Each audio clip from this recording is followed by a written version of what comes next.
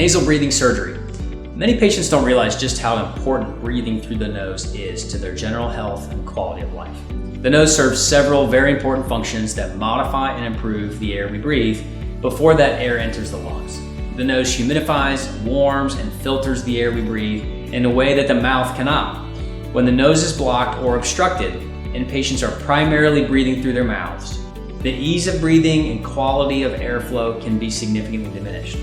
This can have an impact on sleep, exercise, and many of the other daily activities of life that we take for granted. So why can some of us breathe through our noses better than others? Well, the answer comes down to three critical structures inside the nose: the turbinates, the septum, and the nasal valves. Let's tackle them quickly one at a time.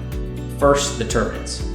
These are critical structures that carry the humidification and filtration functions that I mentioned before. But when the turbinates are large or swollen, they can block airflow.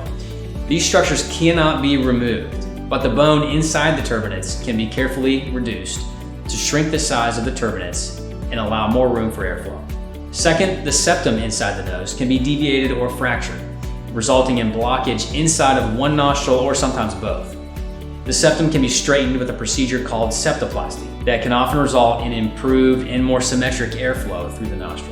Third, and often overlooked, is the nasal valves. The nasal valve is a small but critical space inside the nostril that must be open to facilitate adequate airflow. If the valves are blocked or collapsed, fixing the septum and the turbinates alone will often not be enough to improve breathing in a meaningful way.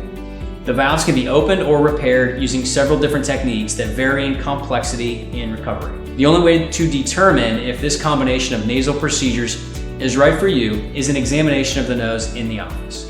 And depending on the particular technique that's required, improvement in nasal breathing can be achieved with a 90-minute outpatient procedure and a relatively quick recovery.